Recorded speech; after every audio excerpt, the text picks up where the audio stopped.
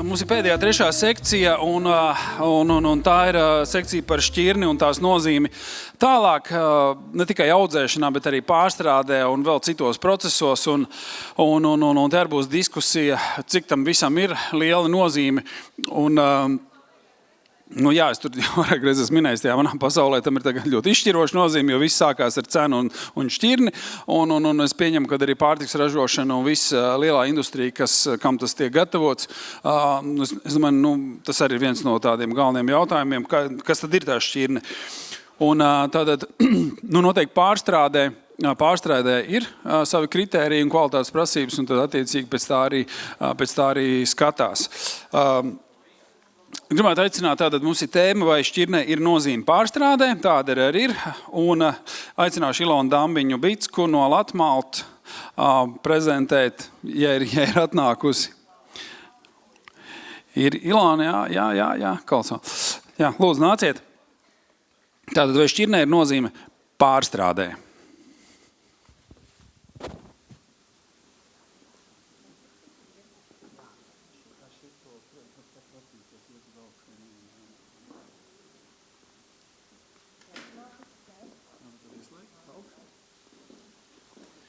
Sveicināti. Pareizi jau tu pieminēji par skolēniem. Es daļai esmu arī pedagoģisks pasniedzējs universitātē. Ja no manis nāk kaut kas tāds ļoti pedagoģiski pamācošs, lūdzu piedodiet, ja es laikam savādāk nemāku. Mans vārds ir Ilona Dambiņa-Bicka, un šodien man ir uzticēts pārstāvēt un nest vēstījumu tieši no Latvijas ražotājiem un pārstrādātājiem. Un primāri es pārstāvu Latvijā vienīgo iesalnīcu, kas pārstrādā kviešus, rudzus un miežus iesalā. Arī varu droši nest vārdu tālāk arī no Latvijas alderiem, jo daru arī alu Zoltnera alsdarītavā, tad eju pa ķēdīt vēl tālāk. Un kā jau teicu, vēl garām skrienot, veicu tādu nosacītu sociālo misiju, pasniedzu mūsu universitātē par visām šīm lietām, par kurām šodien es runāšu. Un tāpēc es studentiem bieži vien arī saku, ka šķirnei, kuru jūs izvēlaties, jeb izēvielai, kuru jūs izvēlaties, ir ārkārtīgi primāra nozīme, lai jūs iegūtu maksimāli augstas vērtības gala produktu. Otrā lieta, kas jāatcerās, mums visiem ir ārkārtīgi svarīgi saulaicīgi atjaunot šo te sēklas materiālu. Es nepretendēšu uz agronomiskām zināšanām par to, pēc cik gadiem tas ir jādara un kā tas ir jādara, bet ir skaidrs viens, ja šķirne Kristīna pēc vairākām sezonām mums sāk uzvesties savādāk, tad visticamāk, ka viņā ir parādījušās kādas viņas vecmāmiņas un vectētiņa īpašības, par kurām neviens īsti neko nezina. Un mums ražotājiem tas ir ļoti, ļoti sāpīgi. Un trešā lieta – pasarg Dievs. Jā, ko es saku studentiem, ja zemnieks Jānis, tad, kad viņš ir apsējies, visus savus miežu pārpalikumus no visiem apcirkņiem sabērs vienā kaudzītē, atradīs savās mapītēs 7 gadus vecu kvalitātes izcelsmes certifikātu, ka tas saucās kvenčs, un atvedīs viņu pie manis. Bet tā, diemžēl, notiek. Tad tās ir tās 3 lietas, par kurām mums sāp sirds, par kurām mēs piesakojam un ļoti, ļoti gribam, lai viņas gan, nezinu, vai likumiski, gan arī ētiski tiktu ievērotas, jo šī ķēdīte, ticiet man, aiziet līdz pat jūsu galdam. Bet, tā, lai skaidrāk, varbūt tie, kas... Es domāju, ka varbūt jaunākā paudze, tie, kas ir zālē sēdošie kretīni manā vecumā, noteikti kaut vienreiz dzīvē ar savu vecmāmiņu vai vectētiņu ir savā lauku sētā mērcējuši, diedzējuši, kaltējuši graudiņus pirtiņā un uzbrūvējuši vienu kārtīgi gāzēju uz Jāņiem vai Līgosvētkiem, vai ne? Tāpēc es jums domāju, ka neko tādu ļoti jaunu es jums neatklāšu, tik tā, lai visiem skaidrs, kas tad ir iesalošana un ko mēs tur darām? Mēs graudiņus sākumā mērcam ar mērķi paaugstināt mitrumsaturu, lai uzsāktu dzīvības procesus graudos. Tad notiek pats galvenais iesalošanas process, ko sauc par diedzēšanu. Viņš var ilgt līdz pat 5 dienām, un diedzēšanu mēs pārtraucam ar kaltēšanu. Tā iegūstot atbilstošo aromātu, samazinot mitrumsaturu un nodrošinot šī produkta ilgāku uzglabāšanu. Kāda tad ir mērķi šai iešalošanai? Kāpēc mēs to vispār darām? Varētu jau nedarīt, pa taisno, ja? Tātad pirmais un pats svarīgākais mērķis ir uzkrāt fermentus dīgšanas rezultātā. Bet ferments var uzkrāt tikai tad, ja viņi šai materiālā ir. Tas nozīmē, ja jūs, mīļie selekcionāri, esat izdarījuši tā, kad šai šķirnei ar šo nosaukumu ir šī īpašība šos fermentus uzkrāt un veidot un radīt un sintezēt. Ja, tāpēc mums ir. Un otrs mērķis, tātad, ko tad dara šie fermenti, kāpēc viņi ir jāuzkrāj? Viņi ir jāuzkrāj, lai graudos esošo cieti sadalītu mazajos cukuros. Atkal, kāpēc tas ir vajadzīgs? Kā jūs zinat, tie, kas brūvē mājās alu vai cep maizīti, šie abi procesi ir saistīti ar rūkšanu. Raugi ir tādi ārkārtīgi forši organismi, tā kā mēs, bet viņiem ir tāda varbūt mazāka spēja, kad viņi ierauga lielo cieti, visi universitātē noteikti tās redzējuši, cietas molekulu mikroskopā ir ļoti, ļoti liela, viņi ir pa lielu, viņš nobīstās un neko nedara, un pie produktu mēs netiekam. Tāpēc mums ir svarīgi, lai mūsu draugi fermenti, iesala gadījumā pārsvarā tās ir alfa un beta amilāzes, šo lielo cieti sašķeltu mazos cukuros, mono un disaharīdos, un tie būtu pieejami raugiem, un mēs tālāk tiktu jau pie sava gala produkta. Milzīgs, garš saraksts, diezgan biedējošs. Es kā alderis šādu te prasību listi, smuki uzrulēju, iesala piegādātājiem, viņš ierauga un saķer galvu. Un tad iesala ražotājs iet pie zemnieku un saka, iedod man tādu materiālu, lai es šo te visu varu izpildīt. Tad zemnieks iet pie selekcionāra un saka, uzbur man kaut ko tādu, lai es visu šo varu izpildīt. Un ja selekcija neattīstās, tad alus ražošana iet uz priekšu, un mēs savukārt netiekam līdz ar prasību izpildi. Kā jau minēju, es esmu diezgan sens speciālists, un tad, kad es sāku strādāt šajā industrijā, tad daudzas šīs prasības bija stipri zemākas, nekā viņas ir šajos pārdesmit gados nonākušas. Un, lai kā man sāpētu sirds, jūs šodien runājāt un ļoti smuki minējāt mūsu latviešu selekcionētās šķirnes.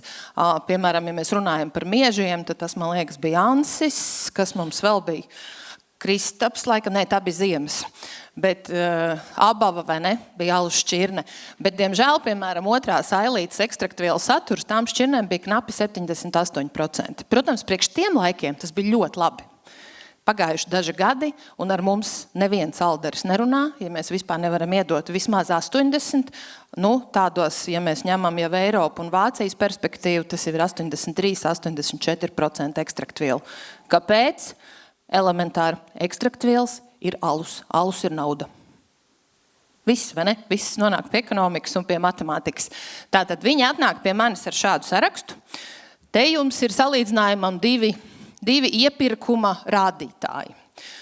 Labajā pusē, jeb kreisi no jums ir manu kolēģu Latraps iepirkuma speciālistu prasības, miežu iepirkumam 1 ailīte.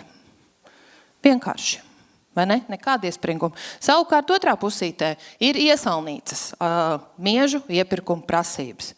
Atkal, protams, balstoties uz tās iepriekšējās tabulas, ko es jums rādīju par alderiem. Tad nekas nav ne manis izdomāts, ne man ļoti gribās kādu mocīt vai kādam likt ražot kaut ko ar īpašām prasībām, bet, diemžēl, mums ļoti liela izvēle nav. Ja mēs gribam, lai kāds pērk mūsu produktu, mums ir jānodrošina atbilstošā kvalitāte. Tātad šķirnes tīrība ir kvalitatīva iesala pamats. Pirmkārt, lai mēs nodrošinātu šīs te prasības, un otrkārt, lai mums būtu ļoti viegli procesus vadīt. Jo procesus var vadīt tad, ja mēs zinām, kādu gala rezultātu mēs gribam saņemt un ko mēs varam saņemt. Ja mēs zinām, kā šo šķirni sauc, mēs zinām, kā viņi uzvedīsies. Ja man atved kvenču, es ļoti labi saprotu, ka cīnīties ar dzidrību galā baigā jēga nav. Gadi ir pierādījuši, ka viņai būs savs opals. Viss kārtībā. Atved man laureātu. Es vispār varu iet mājās, jo viņa visu izdarīs pati. Atved man planētu. Tur skaidrs, ka pirmajā diedzēšanas dienā būs jāiestartē lielāka temperatūra, tad tur galā viss sajies. Ja man atved to, ko es nezinu, tad man priekšā ir milzīgs pārsteigums. Ražošanā ir problēmas, materiāls ir nevienmērīgs, iegūtais rezultāts ir pārsteigums. Trakākais, kad mans tehnologs, man ir ļoti foršs tehnologs, Inesīte. Un tas Ineses izaicinājums ir tāds, kā jau es minēju, ja viņi saprot, ar ko strādāt, sliktāka vai labāka nelaime, bet zināma.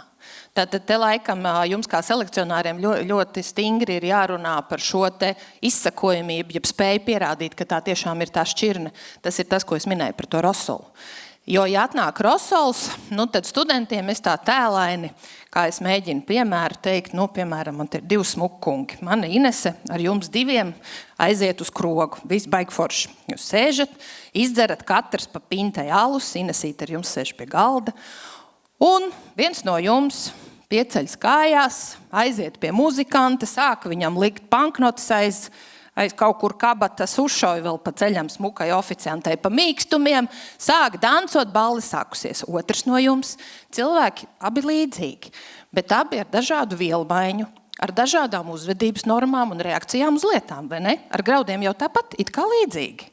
Bet otrs saprot, ka viņam tā ir uznācis smiegs. Viņš smuki iekortelējas dīvānā. Kādas tejas, par ko jūs runājat? Un tagad iedomājieties, jūs esat Inese. Viņa ir atnākusi ar 2, ko viņai tagad darīt? Iet dejot vai iet gulēt ar viņu? Jā, tā ir. Un tā mums arī notiek tā iesalnīcā. Kad mums atnāk šis te neprognozējamais materiāls, ar šķirni sazin kādu, ar šķirnes tīrību zem 96%, un tu stāvi pie tās dīkšanas dobes un domā, ko darīt. Tev ir grauds, kuram jau ir saknītas 1,5 graudu izmērā, viņš būtu jāsūt uz kalti, un otra puses graudu, tev tur ir tikko pamodusies. Un galā mums ir nekvalitatīvs iesals. Vai ne? Tā tas ir ar šo visu. Ja mēs atgriežamies pie šķirnēm, kā jau es minēju, man ļoti, ļoti žēl ir par to, ka mums kopš tiem laikiem neattīstās tās mūsu latviešu alus miežu šķirnes, jo alus miezes ir iesala karalis, un nekas ritenis nav izdomāts, un alus miezes ir pamats jebkuram miestiņam, jebkuram kvasam, jebkuram veselības dzērienam, bez tā nekā. Topēku šķirnes tagad ir laureāta Stanza un pārējās, un es ļoti ceru, ka mēs atradīsim, Mārtiņ, kaut kādu sistēmu, ka mēs varam atbalstīt mūsu selekcionārus, un esmu pilnīgi pārliecināta, ka viņi ar šo tiks galā, un mēs ātri varētu attīstot savus šķirnes, piedzīt šo te nepieciešamo līmeni. Otra, protams, ir kvieši. Arī kvieši iet tādā uzvaras gājienā, ja varētu teikt, jo veikalu plauktos noteikti pamanat, kad kviešu alus piedāvājums ir arvien lielāks un piekritēji tur arī ir lielāki. Tur gan vairāk jāmin, ka šīm šķirnēm ir ārkārtīgi svarīgs vairāk proteāžu un olbaltumvielu profils, nevis runājot par cieti. Jo tur esat redzējuši, kviešu alu vienmēr ir tādi dūmakaini, tā ka tādi viņi nav caurspīdīgi. Un lai to noturētu, un tas proteīns nenokrist, un tur viss nepaliktu klārs, mums vajag noteikti šķirnes. Uz doto brīdi Latvijā tātad informers un fenomens ir tās, kas spēj izturēt šīs kvalitātes. Jūs noteikti labāk zināsiet, kas viņām ir tāds, ka viņas izdara to, kas viņām ir jādara. Un neviena Latvijas rudzu maizīte nav iespējams ne pagatavot, ne izcept bez rudzu iesala. Un atkal sirds sāp par mūsu kaupo. Ļoti sen, ļoti foršs šķirnes. Tiešām gribētu pielikt to brošu sev šeit, kad mēs varam izmantot kaupo, bet viņam spēja uzkrāt fermentus, jeb dot šo fermentu aktivitāti, ir ļoti, ļoti maziņa. Ja mēs to varam uzlabot, es būšu tikai priecīga, un Latmalta iesalnīca ražos iesalu tikai un vienīgi no šīs latviešu šķirnes. Bet pagaidām tas tā nav, un mēs strādājam ar iepriekš minētajām rubīnu un opālu, un kā jau es minēju, kad rudzu iesala griezumā ārkārtīgi svarīgi ir šie te fermentu uzkrāšanās spēja un fermentu aktivitāte, kas ir jāieliek pašā rudzu iesalā, kuru izmanto visi mūsu maiznieki. Un iedomājieties, kas ir arī ārkārtīgi svarīgi, ka šis fermentu līmenis ir prognozējams un vienmēr zināms. Kāpēc? Nezinu, vai kāds no jums ir bijis Latvijas maizniekā, bet jūs varat iedomāties, tā ir milzīga maizes ceptuve, viena lielākā Latvijā. Un viss viņu maizes cepšanas tehnoloģiskais process ir ārkārtīgi automatizēts, viņš ir slēgts pilnībā, tur neviens neko ar rokām nedara. Tātad atnāk gudri tehnologi, saliek receptes, iestata parametrus un aiziet mājās. Un tad viņi atnāk no rīta Un ja izēviela bija prognozējama, ja viņa atbilda tai kvalitātei, ko no viņas gaidīja, mēs zinājām, mums ir godprātīgi zemnieks atvedis tieši to šķirni, mēs ieguvām tieši to fermentu spektru, mēs aizvedām maiznīcai tieši šo te izēvielu, tad viņi no rīta atnāk un viņi ir laimīgi. Bet tikpat labi, ja fermentu profils ir bijis par mazu, tad maizīte nav uzrūgusi un jums ir brāķis. Ja fermenti bija par daudz, plaucējums izšķīda, viņš vienmēr sakot izplūda, un jūsu maizīte bija ķepīga, saplakusi un nēdama. Ko nozīmē tādam uzņēmumam brāķis? Tas ir neskaitāmas tonnas ar izēvielas un produkcijas zudumu, un tas ir ļoti liels naudas zaudējums. Ja? Tāpēc ir tik ārkārtīgi būtiski tā ķēde, sākas no viena gala un nonāk pie otra gala, un lai tas tā nenotiktu, mēs ļoti, ļoti cenšamies pieturēties pie vienas šķirnes un pie tāda piegādātāja, kurš ir gadiem pārbaudīts un ar sirdsapziņu var pateikt, ka viņš regulāri atjauno savu materiālu, ka šī šķirne sauc tieši tādā vārdā, kā viņu sauc, jo tad mēs zinām, ko no viņas sagaidīt. Esam vienā ķēdē. Es gan šo slaidu varbūt drusku izlabotu, nevis no lauka līdz galdam, bet no sēklas līdz galdam. Un dažreiz arī, kad zemnieki mēs kaut kur sēžam, kaut kādās kompānijās, un man tur sāk teikt, jā, man tur pasties, tagad vispopulārāk kalsdarīto, man liekas, ir Valmiera muiža šogad. Ja, ka viņi saka, tas aliņš tur pasties, tur puta viņam nestāv, tur galīgi nekā nav, ja? Un tad atnāk maizīte, pasties, viņa te galīgi reku garoziņu, viņai saplaisājusi, kas tad tas par ražotāju neko nemāk izdarīt. Ļoti daudzos gadījumos tur nav vainīgs ražotājs. Un tas, ko jūs baudat, ja es runāju tieši no zemnieka viedokļa, ir dažreiz jūsu pašu godaprāta rezultāts. Tad to, ko jūs mums atvedāt, mēs viņu tur tālāk mocījām, kaut kā mēs aizdabūjām līdz galam, un viņš atnāca uz jūsu galda. Tātad kvalitatīvs alus, kvalitatīva maize un kvalitatīvi produkti ir visu mūsu kopdarbs, un savādāk nevar būt. Paldies! Paldies par tīriem šķirnes miežiem, rudziem un kviešiem. Paldies, milzīgs. Man te nav jautājumu, varbūt ir zālē kāds jautājums? Ja viss ir skaidrs. Jo man viss ir skaidrs. Nav neviena jautājuma, jo tas tā kā, jā, manā pasaulē tas tikai pats par sevi saprotams. Un te ir tas fenomens, ne fenomens, bet tas ir tas, ko es minēju agrāk, kad tās valsts, kas ražo no sēklas līdz galdam, visi maksā par visu visiem, lai būtu šī te lielās ražošanas izsekojamība, kā mēs teiktu, līdz pat pēdējai vīlai, no kurienes tas viss ir radies. Nevis tā kā sanāk, tā sanāk. Un tāpēc būtu tikai jēgpilni un naudu ekonomējoši un visiem labāk, ja mēs šīs šķirnes norādītu, saprastu pirmkārt paši, ko mēs tur audzējam, būtu kvalitāte un galbeigās arī ražotājs saprot, ko viņš tur saņem beigās. Un tā ir tā normālā sistēma, uz ko mums jātiecās, un gan jau, ka mēs pie tā arī nonāksim. Mums ir nākamā tēma, un tā ir certificēta sēklas materiāla nozīme Baltijas valstīs. Tagad mūsu kaimiņi. Tā būs mums angļu valodā būs the importance of certified seed material in the Baltic states. Jā, Sigita Saugas no Linas Agro. Jā, welcome.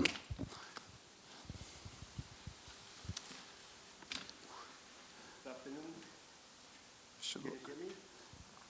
Up. Good afternoon. Yep. Thank you very much for this invitation. It's glad to be here and to share with some information. So, my name is Sigitas, and I'm working in the Dotnuva Seeds. It's one of the Akola Group company. Maybe in Latvia it's more known Linas Agro. It's also one of the Akola Group company. And Dotnuva Seeds is responsible for the seed selection, variety selection, and production for the company needs. Also, I am a board member of the Lithuania Seed Association, so I was one of the member who is introduced FFS remuneration system in Lithuania. So the task is quite difficult to me to say how it's important the certified seeds in the Baltics, but I will try to share information how the certified seed market developed in the last 15 years in the 3 Baltic countries. I think it's fair to compare because our countries has a similar history, at least in the last 100 years. So I think it's fair to compare and maybe to look what the reasons we have for the difference of the certified seed market. So how have to switch?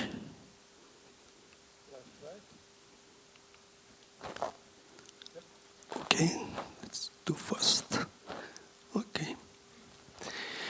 So in all my slides, you will see the periods, how the certified seed markets develop in the different countries. So in Lithuania, in the period 2010-2015, we have 35,000 seeds certified in Lithuania. In the latest period, it was 69,000, and from 21 to 25th years, it's almost 85,000 certified seed was certified in Lithuania. So we can see that it's nice growth, nice volumes in this period. In Latvia, in the first period we had 14,000, later 27,000, and in the last period, 21-25, 33,000 seeds was certified locally. So the growth also extremely 96-20% in this period. So very nice figures. Estonia, we start a little bit higher from the 18,000 tons, then we reached almost 33,000 tons, and the last period, 21-25, Estonia reached 35,000 tons. It's also quite huge from 16 to 20, 76%. In the last period, this growth a little bit slowed down. But of course, we are different countries and different size of the countries. So what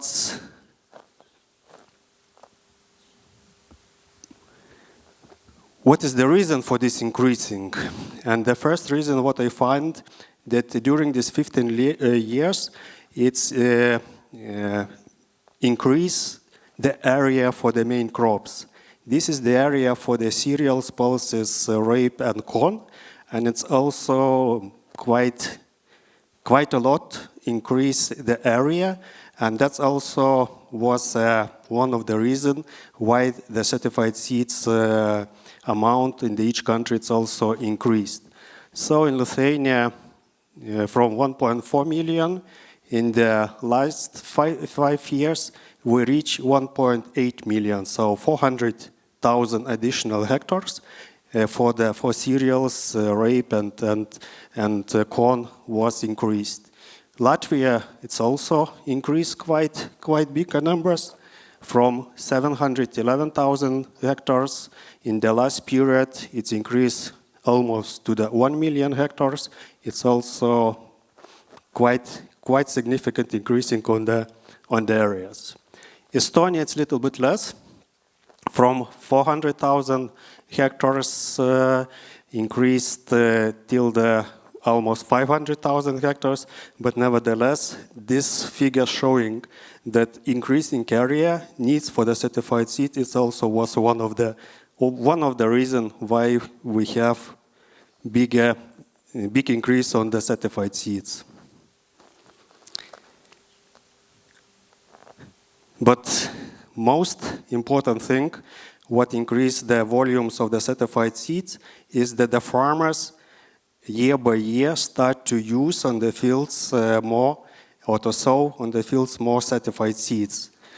And in Lithuania, from the first period, if the farmers sow only around 14% from the total area with the certified seeds, in the last period, from 21 to 25th, the percentage increased up to 26%.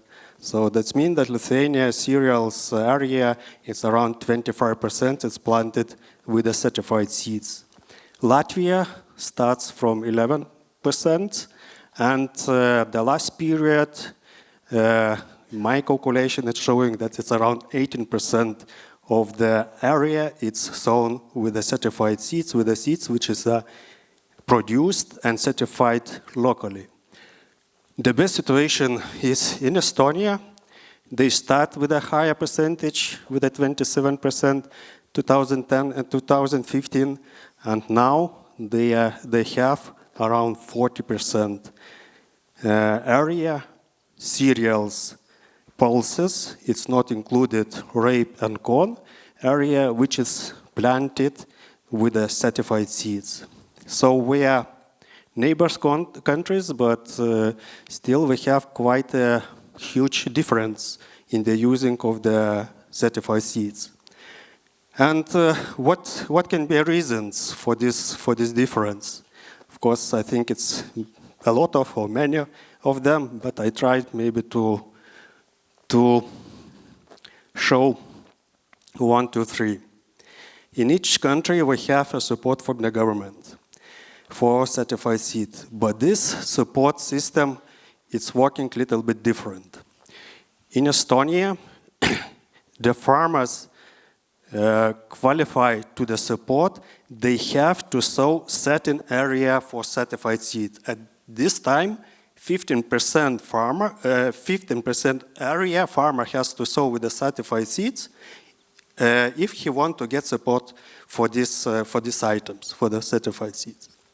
In Lithuania, farmer who is sowing certified seed cereals, he is getting support 16 euros per hectare. It doesn't matter, he is sowing 5 hectares or he is sowing 100 hectares, he is getting the same amount, 16 euros per hectare. In Latvia, there is a supporting system which is supporting growers to grow certified seeds, but not, in my opinion, not to use certified seeds.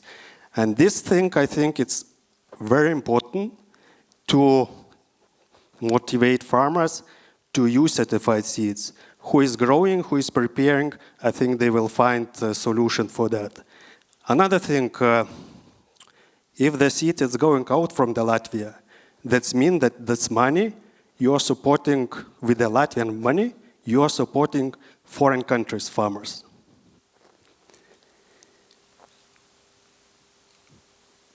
One more thing, painful thing for our Baltic countries, I think it's a gray seed market. There is no any official statistic. And it's only my personal view, which I'm in the business 29 years. In the same company 29 years. So I'm like mammoth.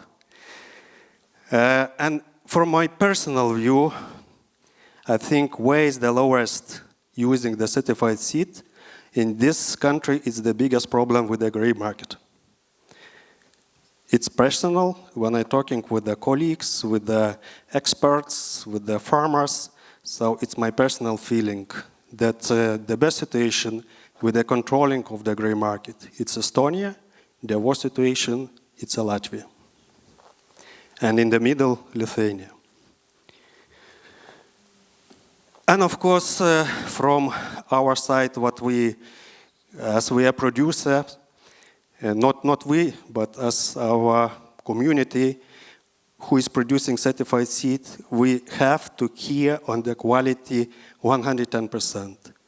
Because in Lithuania, nobody is telling that one another company is delivering bad quality seed. No. Farmers are telling certified seed quality is not sufficient. And this is a shade for the whole industry. So for our target, it's to keep very high certified seed quality, purity, and etc., that the farmers who is purchasing seeds be secure and 100% trust for the certified seeds. That's why, if we go this way, then we have the possibility to increase certified seed market. What is our target? We know that average in the Europe it's around 50% plots it's planted with a certified seed. I think that it can be our target to do everything that we will reach in the future this percentage. Thank you very much. Thank you. Kādi jautājumi? Ir kādi jautājumi par šo tēmu? Ir? No. Okay. No questions. Very good. Thank you. Thank you very much. Tātad, jā, šķirnes nozīme te bija redzama. Mēs redzējām sevi blakus valstu datos. Acīm redzot, ir kaut kā jāsaprot. Tas arī, manuprāt, ka šī certificēto sēklu izvēle ir pamats arī tam, ka tā ir tā kvalitāte, un tā kvalitāte ir tā labklājība, tā nauda, kas pēc tam nāk atpakaļ, un labi, te nav vācieši, bet kā viņi skaita katru to centu, un mēs viņus saucam par visādiem feniņu, tad rēķiniet, kāpēc tas tā notiek. Tāpēc, kā certificētas šķirne, sēklas jums dod to kvalitāti, un tālāk prognozējumība, ražas un viss šīs te īpašības, kas jums ir vajadzīgas. Par to arī tā visa diskusija. Mēs, protams, ne tikai ražojam priekš sevis, mēs reeksportējam ļoti daudz un lielos daudzumos, lielāko daļu pārsvarā. Un tur joprojām ir svarīga tāda ražas kvalitāte un kāda tā ir grauda eksportā un šķirnes nozīme tajā. Aicināšu pastāstīt Linas Agro SIA Raivi Maksi un Eva Daugšte. Tad pēc kārtas Eva lūdzu.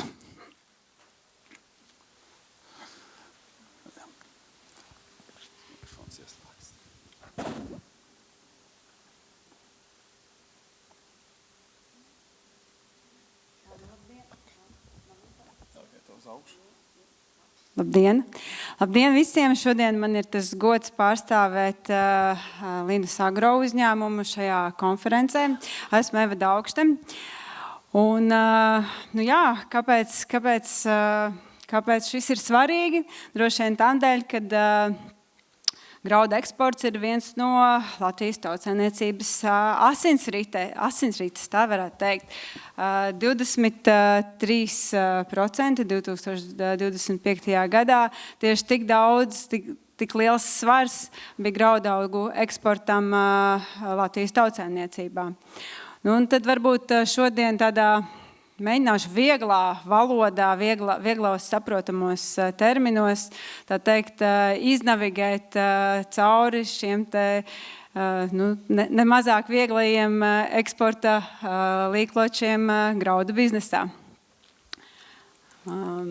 Sākšu varbūt ar tādu pamatu, cik tad daudz mēs saražojam Latvijā.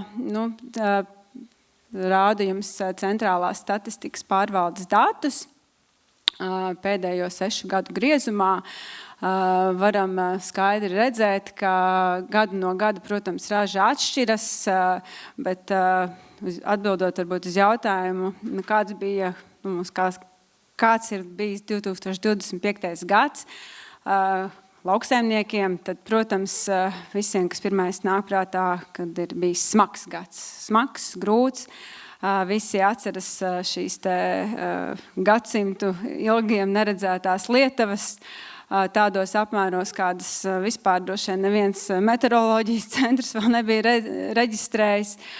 Bet tāpat laikā, ja mēs paskatāmies uz statistikas skaitļiem, tad patiesībā statistika saka, ka nemaz ar tik slikts šis 25. gads nebija.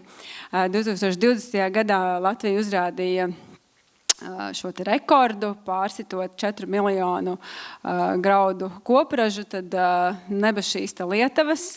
Visticamāk, 25. gadā mēs būtu ieraudzījuši jaunu rekordu, bet patreiz statistika saka, ka šis gads ir bijis, ja ne 3., tad kaut kur starp 2. un 3. labāko visā mūsu Latvijas vēsturē. Tālāk, protams, šie dati vēl tiek precizēti un tā teikt, tos finālos skaļus mēs ieraudzīsim varbūt tuvāk maijam.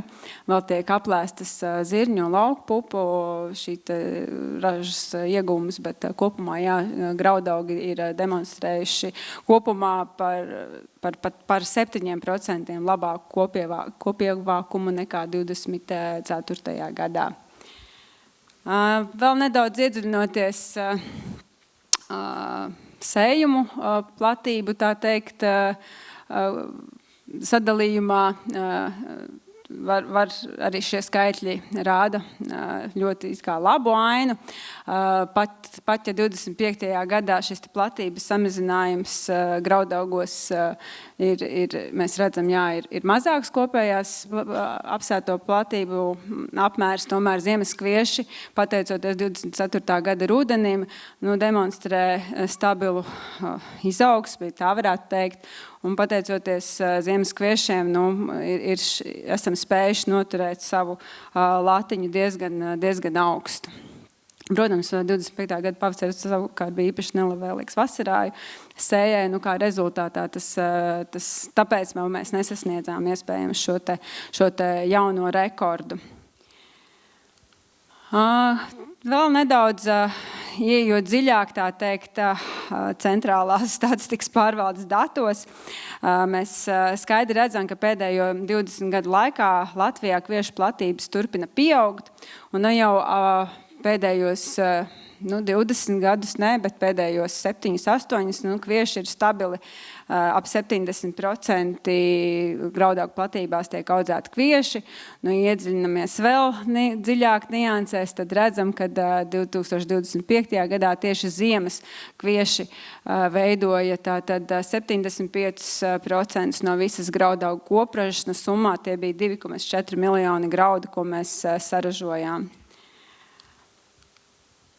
Tātad, kāpēc varbūt es visu laiku par tiem kviešiem, tamdēļ, ka kvieši tomēr ir nesošā eksportējumā graudaugu kultūra.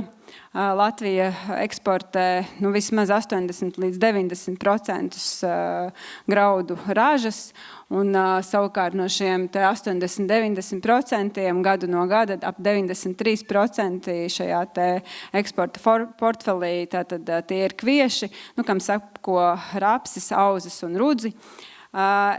Kviešu eksporta galamērķis pārsvarā ir Āfrikas valstis un arī Āzijas valstis, arī Eiropas Savienības valstis.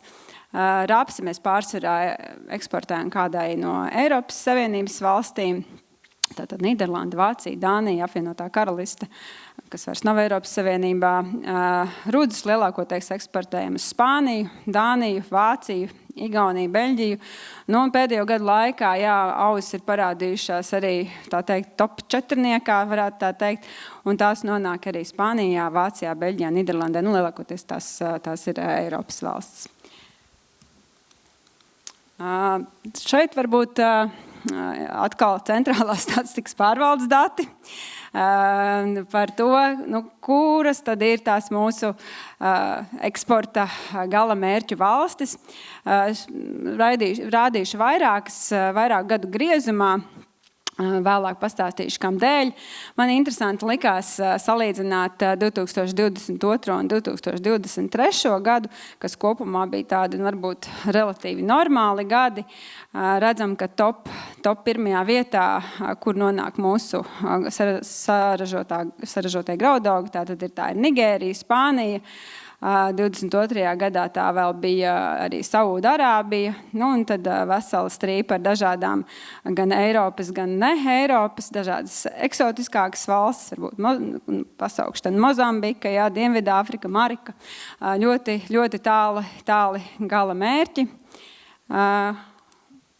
Un tad rādīšu šo te slaidu, te saliku, tā teikt, mūsu rekordgadu salīdzinājumā ar iepriekšējo gadu. Arī tad,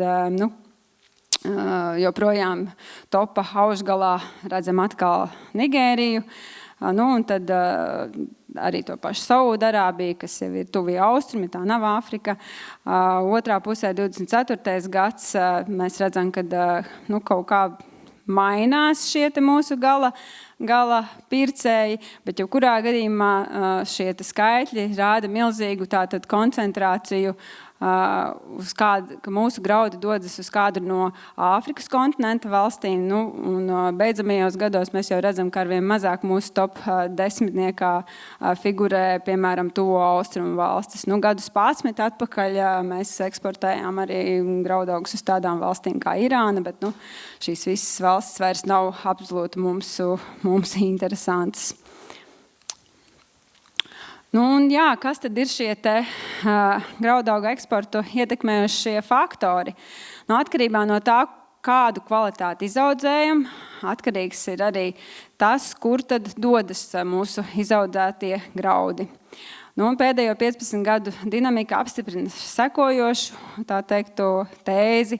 Ja saražojam 11,5 līdz 12 proteīnu kviešus, tad tos vairāk eksportējam ārpus Eiropas Savienības. Tātad tas ir kāda no Āfrikas valstīm vai tuvie austrumi. Savukārt, ja mēs spējam saražot ekstra kvalitāti vai pavisam zemu kvalitāti kā lobarība, tā visbiežāk paliek Eiropā. Ja mēs saražojam zemāku kvalitāti, un ar to es vairāk tomēr domāju 11,5 un 12 proteīnu kviešus, tas nozīmē, ka tajā momentā mēs starptautiskajos tenderos jau sacenšamies ar tādām ražotāju gigantiem kā Krievija, Ukraina, Rumānija, arī kā daudzas no Eiropas Savienības valstīm spēja saražot līdzīgu kvalitāti. Tad rādīšu nākošo slaidu. Man ļoti interesanti likās salīdzināt 2025. gadu, kas ir principā lobarības gads. Un, ja kāds atcerās, tad 2016. gads arī bija lobarības gads, kad tikai 47% no saražotajiem kviešiem atbilda pārtikai, pārējie 60% bija lobarība. Un tad, kur devās šie pārsvarā lobarības graudi? Ja 2016. gadā tie devās uz Nīderlandi, tad 2025. gadā tie devās uz Spāniju. Un tad varbūt kādam rodās jautājums, ar ko šie 2 gadi atšķiras. Tie atšķiras ar to, atbilde ir gluži vienkārši, kad arī lobarībai ir dažāda kvalitāte. 2016. gadā šai lobarībai bija tik briesmīgi slikta kvalitāte, ka tāpat nederēja dzīvnieku barību ražošanai. Lielākā daļa kviešu aizdevās uz Nīderlandi un tika izmantoti bioetanola ražošanai. Savukārt šis 2025. gads, lai arī likās smags, tomēr šī kvalitāte nebija tik ļauna briesmīga, lai šos kviešus, tā teikt, atdotu bioetanolam. Spāņi noēda, tā teikt, mūsu saražoto produkciju gardu muti, un varbūt arī kādam vēl šajā momentā ja kādam liekas, kāpēc tad 25. gadā pēkšņi uzlēdz tik ļoti labas formulas, tā teikt, tās prēmijas un cenas lobarības kviešiem. Tā ir tā daļa atbildes slēpjas arī šajā jautājumā, tā teikt, šajā aspektā. Tad šie kvieši aizdevās uz Spāniju. Protams, jā, nav jau tā, ka mēs tikai saražojām šogad uz zemo galu, saražojām arī pārtiku, un tad atkal redzam pēc statistika jau to parāda priekšā, atkal bija 2. vietā tad mūsu tradicionālais pircējs, tad kāda Āfrikas valsts, tātad Nigērija, Maroka, Alžīrija, viss Āfrikas, tā teikt, tops. Jā, diemžēl mums nav Latvijā tādas statistikas, kas parādītu tādu dziļāku kvalitātes struktūru, cik mēs katru gadu saražojam tur 1., 2., 3. vai pa proteīniem daloties. Labākais, ko mēs varam dabūt no statistikas pārvaldes datiem, ir informācija par to, vismaz lielajos blokos, tātad cik daudz mēs esam saražojuši 1. vai 2. tātad pārtiku vai lobarību. Un tad, jā, atkal beidzamie 6 gadi. Rāda jums, un 20. gads, kad mēs, tā teikt, parādījām rekordražu, turpat 80% no saražotiem kviešiem atbilda pārtikas kvalitātei. Un tad tā līknīte gadu no gada, diemžēl, ir ar lejupējošu tendenci.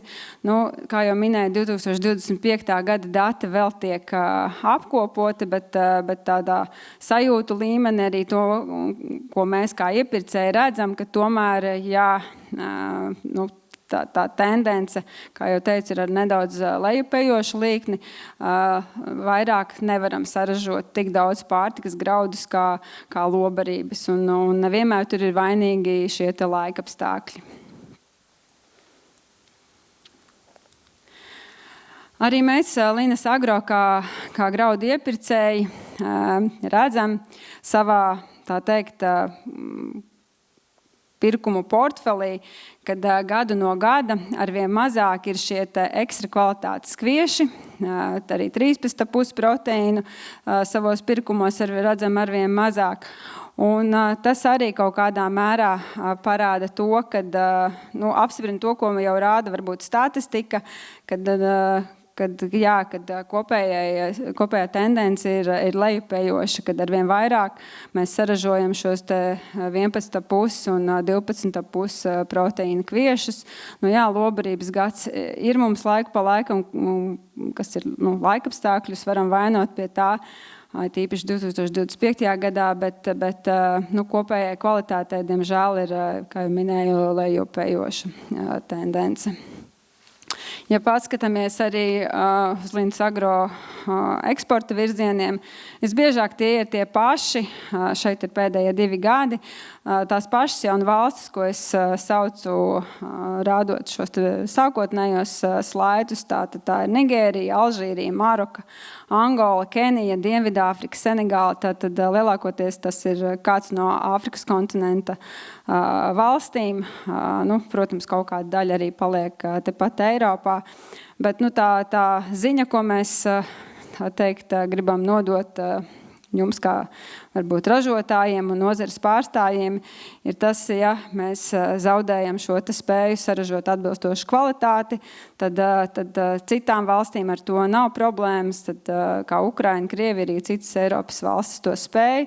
Un jo augstākas kvalitātes graudus mēs saražojam, jo mums ir plašāk pieejami tirgi, jo mums ir iespējams cīnīties par labākām cenām, jo mēs arī iegūstam labākus pozīcijas starptautiskajos tenderos.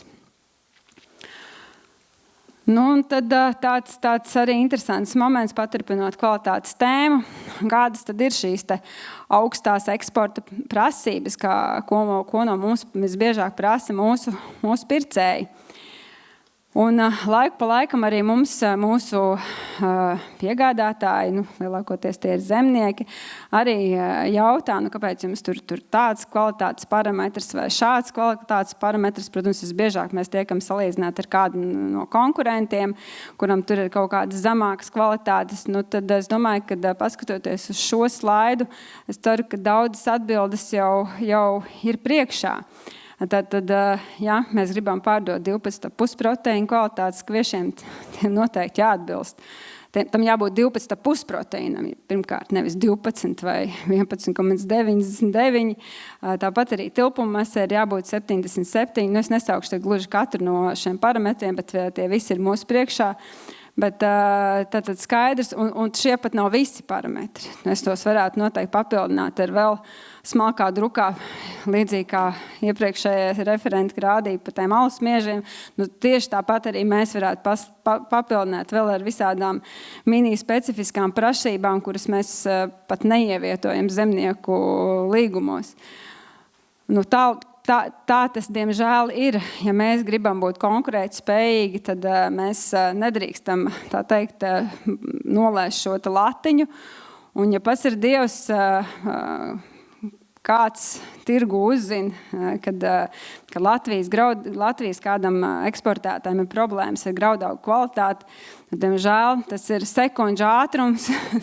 Mūsdienu tehnoloģijas palīdz šai informācijai nonākt ļoti ātri līdz mūsu gala pircējiem.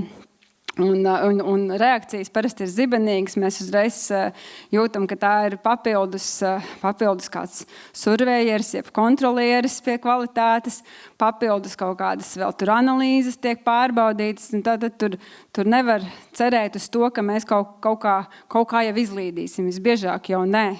Šie eksporta līguma nosacījumi ir ļoti stingri un ļoti, ļoti svarīgi. Un tad kādi ir secinājumi? Rezumējot, kas tad ir šie kvalitāti ietekmējošie faktori? Pilnīgi noteikti numur 1, es varētu teikt, ka tas ir laikapstākļi. Faktors, ko mēs nekādā mērā nevaram ietekmēt. Noteikti, kad nozīme ir arī šķirnei, par ko mēs diskutēsim vēlāk.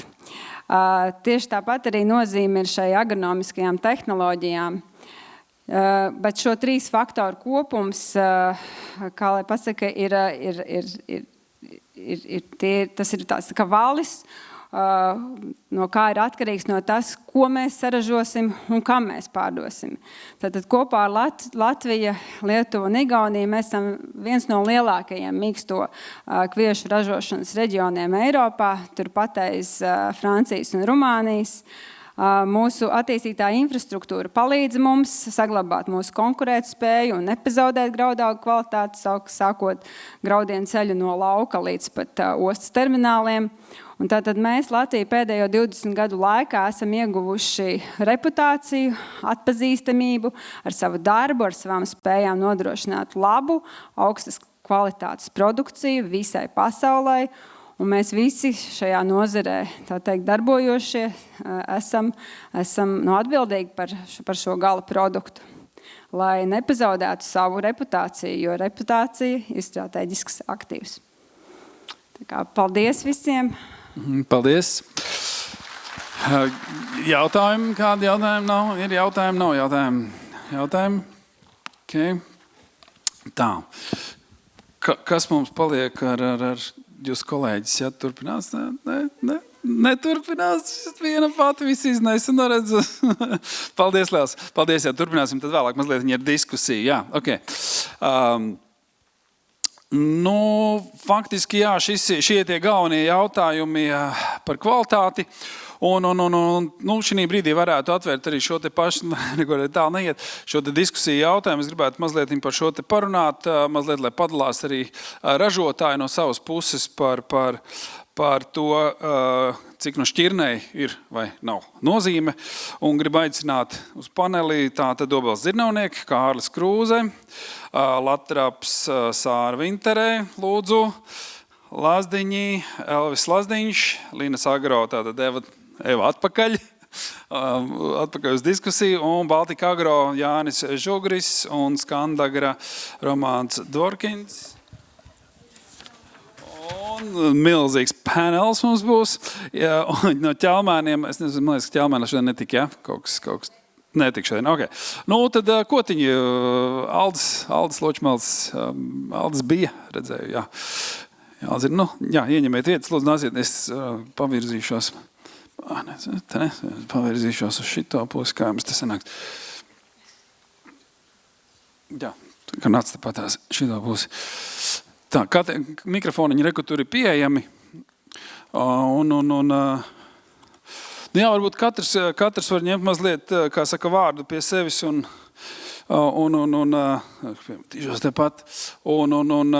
atklāt šo diskusiju. Es nezinu, cik jūsu darbībā liela nozīme ir šķirnei. Ir nozīme, nav nozīme. Ir nozars vispār, kur tā ir primārā nozīme, kā mēs redzējām, paskat, tur iesalda arī, tas ir ārkārtīgi svarīgi. Kāds pats varbūt? Šodien varētu sākt. Jā, mani sauc Mihails Ilcāns, pārstāvu Dotnu Sīts.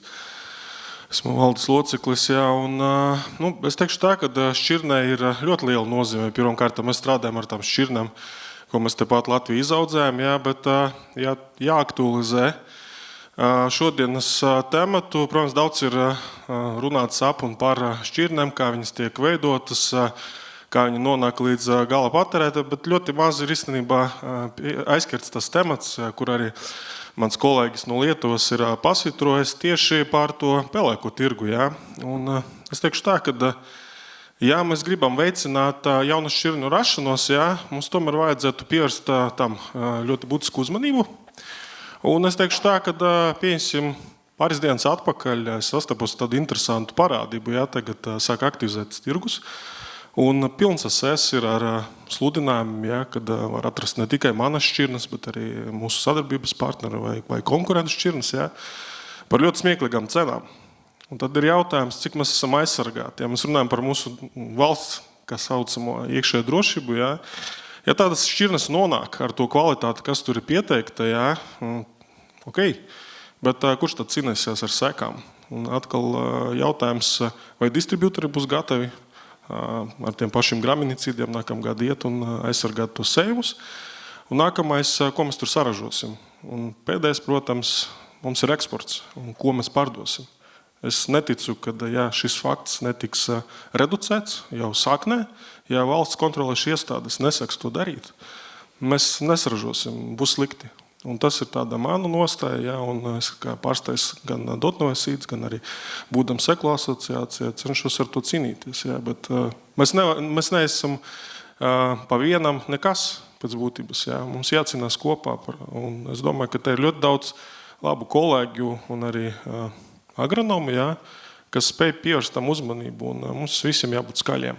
Un tad tas temats risināsies varbūt pat pats par sevi. Tas tā kā mans viedoklis. Nodošu vārdu tālāk. Paldies. Jā, kāds nākamais? Vai mikrofons pie tevs?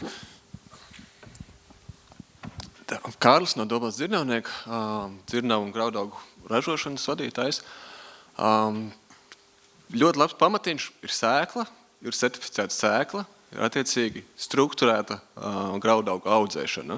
Ja mēs virzamies tālāk uz ražošanu, mēs neesam tik ļoti specifiski kā Latraps vai Iesalnīca, bet jebkurā gadījumā mums ir jāpieturās pie stabila materiāla, pie labas izēvielas, jo arī mūsu kritēriji, mūsu gala patērētāji, jeb klienti pieprasa ļoti augstas kvalitātes. Katru gadu šīs prasības paliek arvien striktākas, bet ar lejup slīdošu graudu kvalitāti mums paliek arvien grūtāk to izmantot.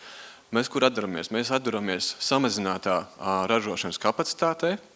Šogad lobrības gads ir 60-40, mums īstenībā ir 70-30 nepieciešams. Līdz ar to mums nācās samazināt reāli pieņemamo graudu kvalitāti, lai mēs vispār apstrādātu apjomu. Kopējais apjoms būs zemāks, jo attiecīgi iznākums ir zemāks. Līnijas ir noslogotas ar mazāku svaru, tilpumās ir ļoti zema, līdz ar to mums ir vairāk vienkārši klīs līnijā, bet jāsaražo tas pats. Elektrības patēriņš ir nemainīgi, tāds pats kā pie normāla graudu pārstrādes, līdz ar to ražošanas izmaksas sadārdzinās. Gala produkta kvalitāte, mums nav variantu, mums viņa jānodrošina ne ļoti šaurā kvalitātes lokā, lai attiecīgi mūsu klienti maiznīces nesāk arī peldēt. Līdz ko ir novirs no kvalitātes problēmas ir maiznīcā, nesanāk maizes, ir brāķis. Mēs miltus nevaram piegādāt. Līdz ar to mums ir jāmeklē varianti, kā to pārstrādāt. Un nonākot pie sēklas, jā, mums ir A sēkla kā pamats, apmēram 70%, E sēklas kvieši, konkrēti runāt. Kvieši būs apmēram 30%, pavisam neliela niša ir C sēkla ar to mazo ūdens absorpciju, kas ir tieši vafelēm nepieciešams, ļoti specifiski, bet arī nepieciešams un konkrētā kvalitātē. Ja mēs pievēršamies auzām, tad varbūt augšupsejas un lejas statistiski kopējā svarā, bet mans personīgais novērojums ir pēdējā 5 gadē auzu kvalitāte ir vienmērīgi slīdējuši tikai un vienīgi uz leju. Ar labiem laikapstākļiem, ar sliktiem laikapstākļiem. Un es pieņemu, ka tas rodās tieši, kā kolēģis minēja, no šīs nekontrolētās sēklas stādīšanas, un mēs ejam lētāko ceļu jau pašā sākumā, un attiecīgi rezultāts ir tāds, ka man jāsāk jau sportot, nevis ražot, mēģināt izlavierēt, pārregulēt, būtībā čakarēties, atvainojos katru dienu ar to, kas man ir atvests. Un vienu brīdi mēs ļoti koncentrējamies uz auzu tilpumasu kā tādu. Nākamajā gadā šī tilpumasa īsti vairs nav noteicošs kvalitātes rādījums, noteicošs ir graudu saturs tajā. Jo iepriekšējā gadā tilpumasa, piemēram, radās no ļoti biezām sēnelām. Graudu uz lauku mocījās, uzaudzēja biežu kažociņu, bet arī tam ir svars. Un tas, kas iepriekš ar plānāku sēnelu atbild tādā pašā tilpumasai, mums jau atkal radīja konkrētas problēmas. Mums ir jāsamazina ražošanas jauda, lai mēs iegūtu šo ļoti strikto kvalitāti. Un šī kvalitātes prasības no Eiropas ir sevišķi tirgiem katru gadu palielinās. Jo arvien vairāk var izanalizēt, ir jauni parametri, kuriem piekasīties, un mums nav variantu. Ja mēs viņos neiekļaujamies, šī krava tiek atgriezta. Un beigās tā ir lobarība. Pārtika, lai aiziet lobarībā, statistika, mēs atkal pamainām uz otru pusi, jau ar pārtikas teorētisku kvalitāti. Jā, liels paldies.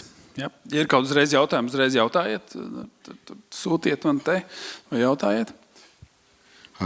Jā, sveiki, Romans no Skandagras graudu nodaļas vadītājs. Tātad runājot par šo tēmu, vai šķirni ir nozīmē, tad runājot par pasaules tirgiem, teiksim, tādiem kā tenderos, kā Ēģipte, Gaska vai Ziemeļāfrika, uz kurieni mūsu kvieši pārsvarā ir eksportēti, kā Eva jau parādīja savā prezentācijā. Tur faktiski neviens konkrētu šķirni neprasa. Ja? Un nav nekāds arī noslēpums, ka Latvija gandrīz viss eksports ir tā kā blendēts, ja, ostas. Ja, tā kā. Un kad viens kuģis nokomplektēts ar desmitiem saimniecību, ja, tad viena šķirni konkrētai, es teikšu tā, ka viņa vienkārši izšķist kopējā apjoma. Bet ja kopumā skatoties, tad ja valsti ir pārsvara šķirnes ar labu potenciālu, proteīna potenciālu un ar labu tilpumu masu, ar labu izturību pret sadīkšanas, tad, protams, tas daudz labāk atvieglo, teiksim, eksportētājiem savākt to homogēnu krāvu, 12,5 proteīnu. Jā, kaut kā tā. Tad, līdz ar to, ja kvalitātes, teiksim, šķirniem, tad ar vajako kvalitāte, tad jau tas jau problematiski, teiksim, tas sakas iekšē konkurences par proteīniem starp 11,5 un 12,5.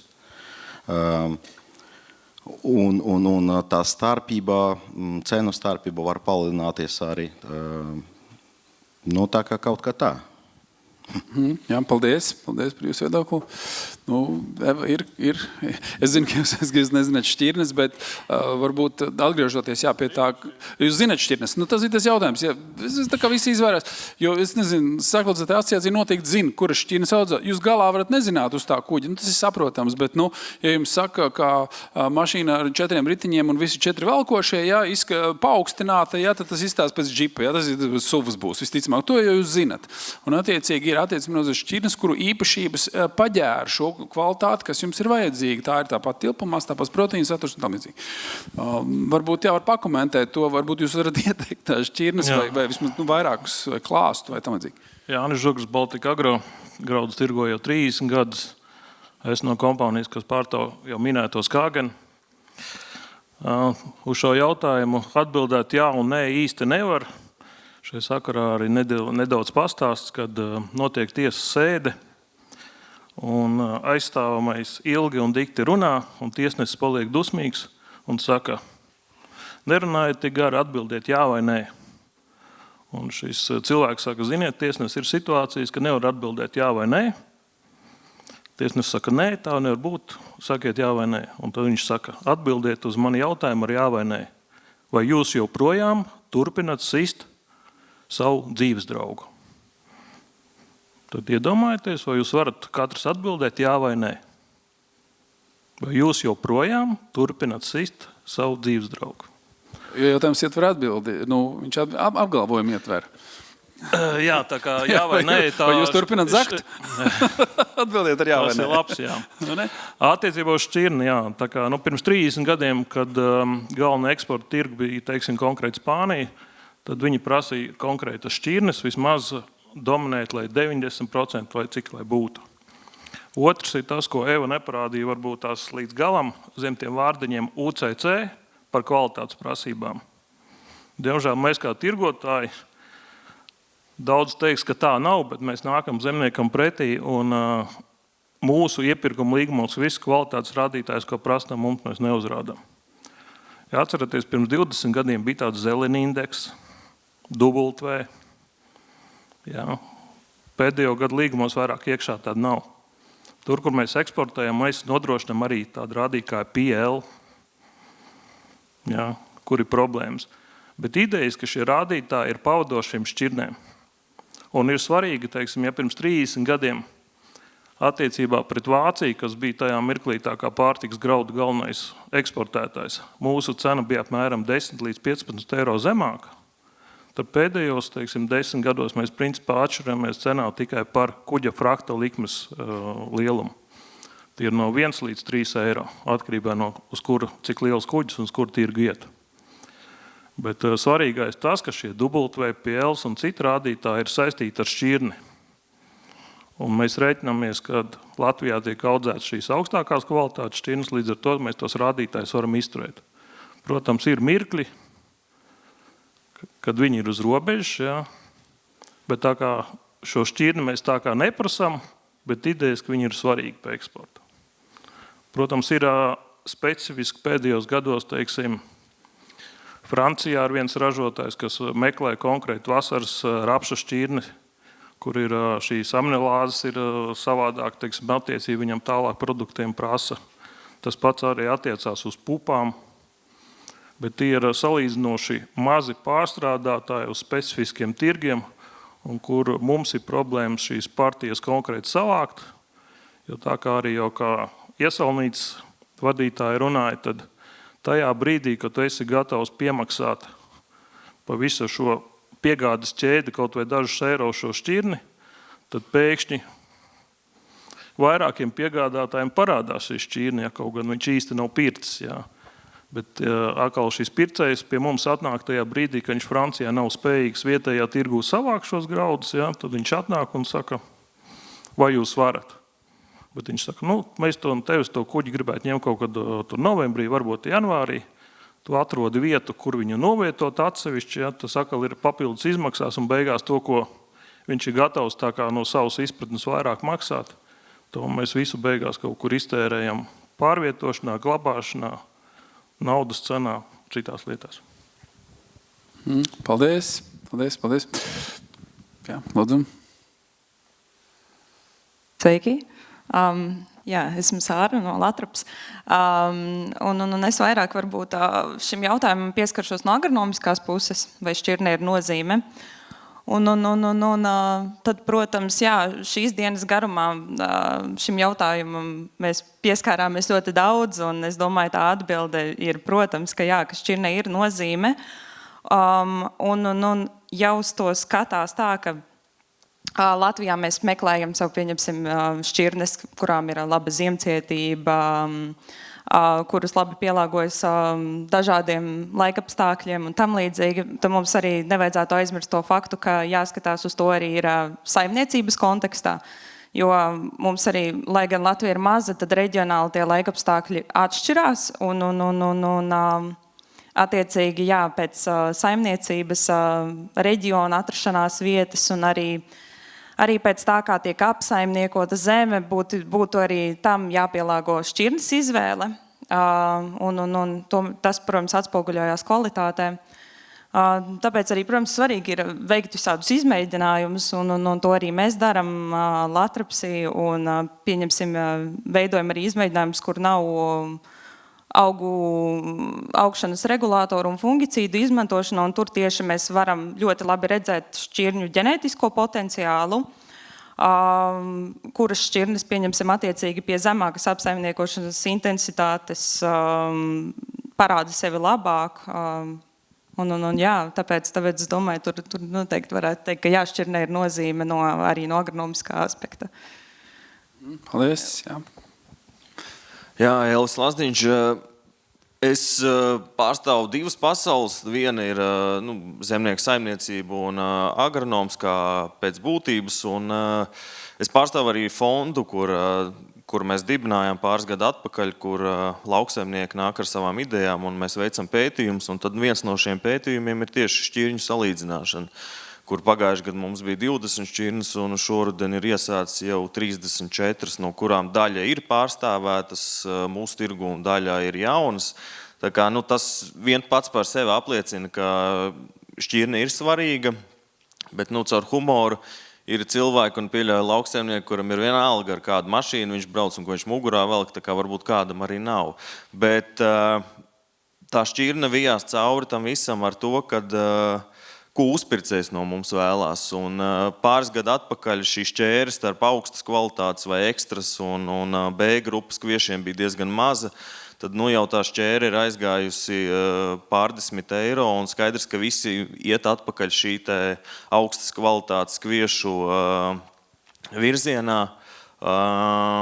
mums ir paveicies šodien ir pārstāvis no selekcionāra, kurš ir selekcionējis Skāgenu, kas Latvijā, manuprāt, ir nepārspēta šķirne līdz šim. Un arī mans tas sportiskais azarts ir atrast viņam aizvietotāju, un tieši tāpēc mums ir šie te izmēģinājumi. Redzu, jā, ka mainās šī tendence no B grupas, kā informers iet cilvēki uz varbūt A, E klases šķirnēm, bet tam ir vajadzīgs laiks. Un tas vēlreiz apliecina, ka šķirne ir svarīga, bet nododot, ja tas nav dzirnavieks, kam vajag šos te konkrēti cepuma kviešus, kas ir halfrēda, tad mums pamatā īstenībā ir vienalga. Mēs skatāmies grupu, mums vajag grupu un šo te kvalitātes grupu un konkrētos parametrus globāli tai šķirnei tur nav nozīme. Ir raža, kvalitāte un galvenais, lai ziemo. Tā kā, jā. Lielas paldies. Kādi jautājumi vēl nav? Ir. Silants. Labi, ja nav jautājumu, varbūt kāds vēl kaut kur ir piebilst. Būtībā mēs esam pietuvojušies ar pulkstens pāri bišķiņi 4 diezgan strauji un labā tempā. Principā secinājuma daļa vien ir palikusi. Droši vien, kad Latvijas sāklaudzētāja asociācija izdarīs savus vēl secinājumus, mēs no savas puses man sanāca tikai mazliet monitorēt un vadīt un ieklausīties visās pusēs. Un mēs, protams, gribam saprast arī, kā sāklaudzētāji, kā selekcionāri, šī grupa grib saprast, kur tālāk iet un kā vidīties uz kādiem rezultātiem, lai gala beigās šis process jau te ir visi redzams īstenībā. Šī ir tā, es teiktu arī, ka principā es liktu uzsvaru uz tirgus prasībām, uz tādas, kādas tās ir un kādas tās būs.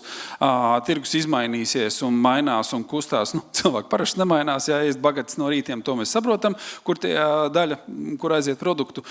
Bet tas, ka klimata izmaiņas ir nepārprotami klāt jau kādu laiku, to mēs redzam citās konferencēs, kas ir saistīts ar sēklaudzēšanu, un tam būs jāpielāgojas. Un vai vajadzēs jaunu šķirnes? Jā, droši vien, ka vajadzēs, un droši vien, kad nozarei būtu jāsaka, kādas viņi vēlētos, jo mēs ražojam šeit uz vietas, un tad tas ir fundamentālais jautājums, vai mēs varam radīt līdzīgas kvalitātes vai atbilstošas kvalitātes produktus šeit. Un tas būtu nozarēm jāmāk sarunāt savā starpā, tur var piekrist. Ministrijai droši vien jāizdara tas mājasdarbs, lai gala beigās tie līdzekļi tomēr atnāktu atpakaļ pie produkta autora, nevis neatnāktu nemaz vai paliktu gaisā karājoties, jo noteikti mēs visi ļoti mīlam šo vārdu kvalitāti un mēlam uzsvērt, ka mēs gribam būt kvalitatīvi, mēs negribam tur B un C un nezinu kuru kategoriju paši lietot, bet kas interesanti, kā ataudzēt C34 kategoriju, tur kaut kā tur sanāk. Tomēr varbūt ir laiku pa laikam jāatgriežās arī, ne visām saimniecībām, dažas ir ļoti, ļoti augsta līmeņa saimniecības, bet varbūt ļoti lielai daļai jāatgriežās pie šķirnēm un pie savām vajadzībām. Var vienmēr vērsties Latvijas sāklaudzētāju asociācijā, viss dati ir, telefoni un e-pasti un tam līdzīgi.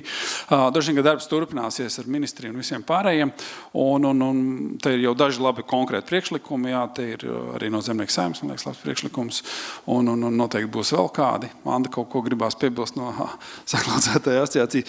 Te bija kāds jautājums atnācis, labākā šķirne Latvijā? Ir tāds jautājums, kur ir labākā šķirne Latvijā? Ir kāda labākā, bet man liekas, tas diezgan, jo tas ir kādā, kam jūs gribat to šķirni, kurai kultūrai un kādam mērķim? Sāksim ar kviešiem. Jā, Skāgens jums ir labi, bet viņš ir gatavs uztaisīt, uzražot, līdzīgas kvalitātes vai labāku, kas jau ir lielisks izaicinājums. Elvis, kura? Rudenī mēs varēsim pateikt, jo mūsu izmēģinājumos ir ielikts gan Brigents, gan Skāgens, līdz ar to. Skāgens iet kā standarts, varbūt es nepateicu korekti, nevis labākā, bet izplatītākā, tas ir korekts vārds. Ir ienākuši daži jautājumi, es mēģināšu tomēr uzdot. Ja reizingā cilvēki ir uzrakstījuši, tad es apstīšos, kas varētu tā, labi, sākšu no Bet es varu varbūt nelielu komentāru. Jā, droši. Tas, ko mēs nejūtam, bet kas manuprāt, tuvākajos gados būs ļoti aktuāli, ir šis te kvalitatīvs sēklas materiāls dēļ viendīgļapu nezālēm. Kas bija problēma Lietuvā, droši vien Lietuvas kolēģis noteikti to var apstiprināt. Peļastīšu lapsasti viņiem ir plaši izplatīta, viņi jau šobrīd, un tās pašas airenes, un ar šo te pašpavairoto sēklu tas notiks ļoti ātri. Izcils piemērs un izcils teksts. Vai vari pakomentēt, kā tu redzi, kā lauksaimnieks, kā ar šo te problēmu kā viņu vajadzētu risināt? Problēma ir aktuāla un būs ļoti liela, jo mums produkti auga aizsardzības līdzekļi iet ārā. Flufenacets ir izgājis. Pēdējais gads laikam rudenī, ja es nemaldos, šogad ir, kas bija viens no instrumentiem, kā ar to cīnīties. Pipelineā, kā moderni saka, ir jauns produkts, bet viņš vēl nav piereģistrēts un nezinu, vai viņu šogad vispār sanāks piereģistrēt. Mēs paliekam principā uz tādu 1-2 produktiem, viena, kas teorētiski strādā rudenī, kuriem nav rezistents. Un tad ir pavasara produkti, kur jau pastāv šis te rezistents risks un droši vien vājāk iedarbība, jo klimatam mainoties, rudeņi paliek siltāki, paliek ilgāks laiks, lai šī te nezāle attīstītos, rudenī kļūt spēcīgi, un tad pavasarī jau ir par vēlu, lai kaut ko darītu. Tā ir reāli aktuāla problēma, un viens no, teiksim, šīs kompānijas vairs nesaka, ka produkts kā auga aizsardzības līdzeklis ir kaut kāda panacēja. Tikai kompleksi risinājumi, kas ir tehnikas sterilums, šis te nezāļu novērošana kā tāda, certificēts tīrs sēklas materiāls, tikai apstākļu kopums strādās ilgtermiņā. Tā kā, jā. Mums bija diskusija, un man liekas, mēs jau gadu centāmies rosināt tomēr varbūt nedaudz stingrākas prasības tieši sēklaudzēšanas noteikumos, tieši šo te nezāļu, ne tikai lapsastīšu, bet arī neauglīgo jumtauzu un vēl veselu strīpu viendīglapu nezāļu. Tātad zināmā mērā ierobežošanai, jo pa lielam saprotam, ka daudzos gadījumos pat ievedot sēklus materiālu no ārzemē, mēs viņus ļoti skaisti atvedam pie sevis. Bet kaut kā mums tur tā ļoti, ļoti neveicās, jo C1 kategorijā ir pieļaujams 20 citu sugu sēklas. Tas ir 20 augi uz 32 kvadrātmetriem, ja viņi tur ir. Un tad, protams, lauksaimnieks jau redz, ka tas lauks ir netīrs. Bet prasības mēs esam izpildījuši. Eiropa šobrīd nenosaka nekādus normatīvus. Katra valsts individuāli strādā, bet Zemkopības ministrija nerada iespēju, ka mēs varētu šo jautājumu nedaudz savādāk risināt. Varbūt no savas puses nedaudz pakomentēšu. Šeit arī ieslēdzas kārtējs mehanisms, ar ko mēs cīnāmies. Jo tomēr es uzskatu, ka strādājam preventīvi ar kvalitāti, un tas ir katra ražotāja principā godprāts, ar kādu seklu materiālu viņš apgādā savu sadarbības partneri, un nākamais par tiem pašiem pesticīdiem, rezistents un pārējais, tas jau ir sekas. Un mēs paši redzam, ka mums tie 14-20% certificētu seklu tirgu, tad būs viens, kas pērk certificētu, viņam iespējams, kad ir vislabi, bet apkārt būs 6 kaimiņi, kas to nedara. Tā sekla pārvietojas milzu ātrumā. Es domāju, tieši nezāles vai karantīna kaut kādi organismi. Esam uzmanīgi, un tas ir mūsu katrā rūpolē, par to rūpēties. Viss sākās ar agronomu. Vai kviešu kvalitāti neietekmē augsnes stāvoklis? Šāds tieši jautājums arī ir. Augsnes stāvoklis noteikti ietekmē. Es varu atbildēt. 18 gadu zinātnēs viennozīmīgi saku jā, un par to jautājumu, kura šķirne ir labākā. Es teikšu tā, cik tā ir saimniecības, katra saimniecība būs savā. Pateikt vienu šķirni, kas būs visiem vienādi labā, nē, es pats esmu arī lauksaimnieks, man ir aptuveni 60 lauki, un katra lauka, katra šķirne uzvedas savādāk.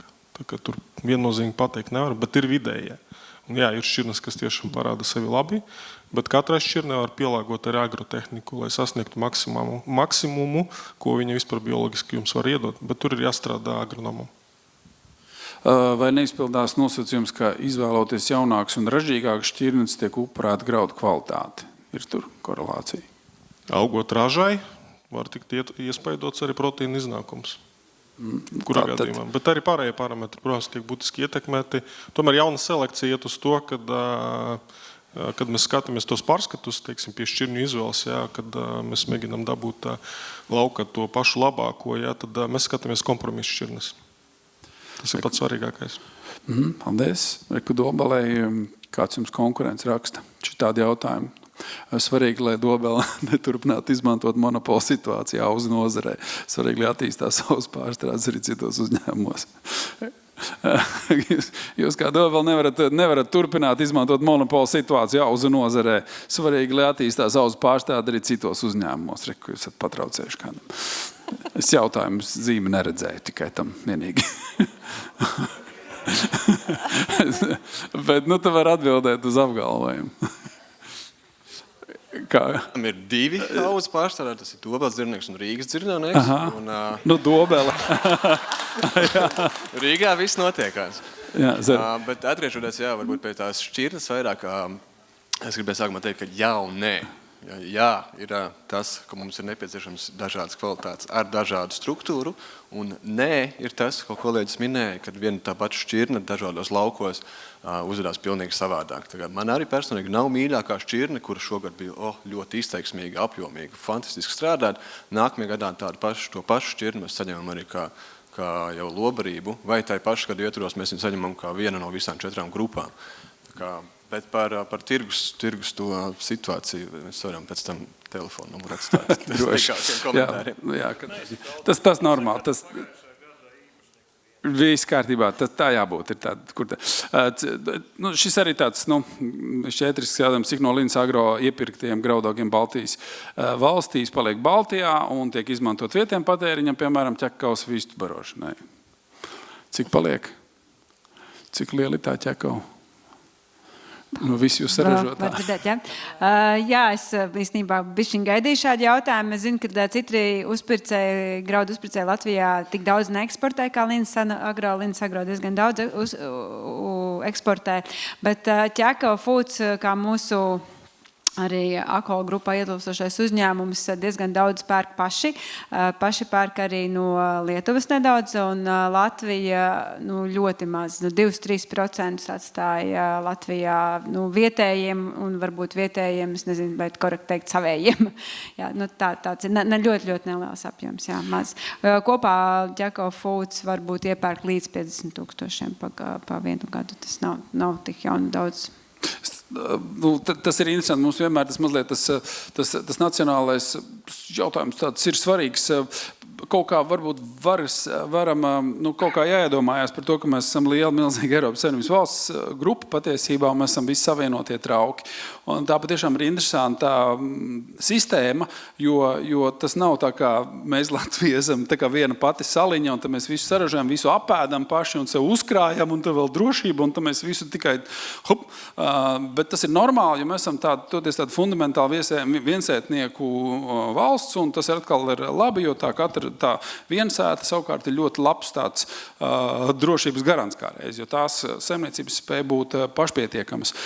Bet kopumā mēs esam ļoti liela valstu iespējas tās ir tikai iespējas, un tas ir ļoti labas iespējas būt tirgoties ar lietuviešiem, vāciešiem, holandiešiem un kopā visi vest uz Āfriku un tam līdzīgi. Tas mums nevajadzētu sevi tā kā pretnostatīt, bet drīzāk vajag saredzēt to partnerību, un mums ir jāpievieno lielāka vērtība. Arī kaut kur rakstīts, ka vajadzētu lielāku vērtību. Sēklaudzēšana un selekcionāri ir lielāka vērtība, tā ir milzīga vērtība. Jā, liels ir sākuma izdevums. Jā, tā kā fiksētās izmaksas tur ir milzīgas, bet gala beigās arī pievienot vērtību, pēc tam ir uz gadiem arī liela. Te ir vēl pāris jautājumu, gribu nolasīt. Jā. Ko sakiet par graudu iepirkumu standartu? Identisks standarts tilpuma masas noteikšanai, mitruma noteikšanai. Ko sakiet par iepirkumu standartu? Tas ir tā kā jautājums. Kā labāk nevar saprast, jā. Kāds ir uz vietas? Tur līdzīgi kā ar to šķirni ir plus un mīnus. Ja jebkurā gadījumā, tā kā pārstrādātājs minēja, tad viņiem ir tālāk specifiska produkta, kur prasa, kurus viņš var saražot no noteikts kvalitātes graudiem, ja, un tajā mirklī viņam standarts nebūs svarīgs. Ja. Mums savukārt, kā tirgotājiem, ja, tad mēs skatāmies, kuros tirgos mēs varam priekš zemniekiem dabūt labāko cenu. Ja, tā kā, daļai lielā mērā šajos tirgos pircēji arī ir daļai valsts kompānijas, ja, teiksim, tā kā tas ir Alžīrijā vai Ēģiptē. Ja. Principā nav jau tā, ka pretī tur ir privātās kompānijas. Liela daļa no viņiem ir valsts kompānijas. Ja. Un vēl viena lieta, ko pieminēja šīs nezāļu sēklas, paldies Dievam, ka viņas nav karantīnas, ja, bet principā visiem graudiem, ko mēs eksportējam, tā skaitā uz Āfrikas tirgiem un uz jebkuru no trešajām valstīm, mums visām kravām ir jānodrošina arī fitosanitārais sertifikāts. Tā kā negluži drebošām rokām, bet mēs katru kuģi formējot, ņem kontrolu paraugus un vedam uz valsts augaisardzības dienestu, kuri cītīgi ar pinceti tos graudus izlasa un visu sēkliņu zem lupas apskatās. Paldies Dievam, patreizajā momentā nevienam lieli kreņķi nav bijuši, ja, bet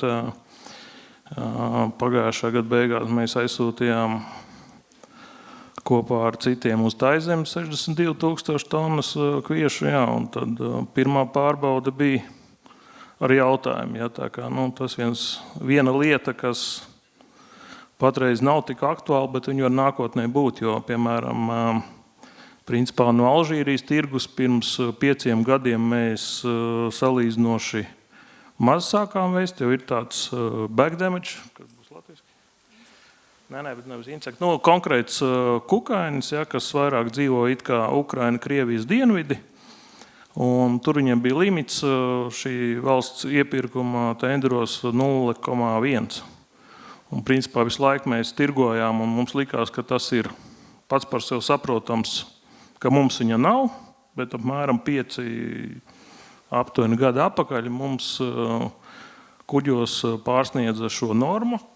Mēs kā tirgotāji maksājam tur sodu sankcijas, un tad vienā brīdī mēs no šī tirgu esam pagājuši, teiksim, malā un tik daudz vairs tur neeksportējam. Jā, te arī daļai ir atbildēts to, kāpēc Latvijai nav vienota iepirkuma kvalitātes, vienotie iepirkuma kvalitātes graudu rādītāji, tā kā esot Lietuvai. Tā ir? Lietuvai vienots kvalitātes rādītāji? Jā, Lietuvā šie standarti ir. Viņi principā pārņemti ir no PSRS laikiem ar salīdzinoši zemām prasībām, kas neatbilst šiem eksporta tirgiem. Līdz ar to tur ir zināmas problēmas, teiksim, tādos rudiņos kā šis. Teiksim, ka šī iepirkuma cena bieži vien ir zemāka nekā varētu maksāt. Un tāpēc arī diezgan daudz arī graudu no Lietuvas atnāk uz Rīgas ostu. Paldies. Ko Elvim jautājums, kurš šķirnes 25. gada izmēģinājumā uzrādīja labākas ražas un kvalitātes rādītājus? Pamatā visas caurkrita uz tilpumasu, līdz ar to lielākā daļa bija lobarība. Stabils bija Emeriks, kas arī skaitās E-klase, bet viņš bija B2 grupas kviešos iegāja.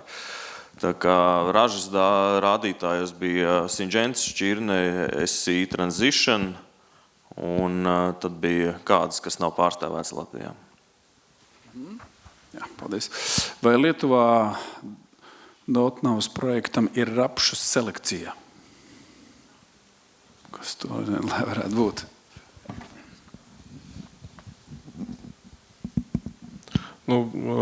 Tik cik es zinu, es varu atbildēt, ka nē, mēs nenodarbojamies ar selekciju.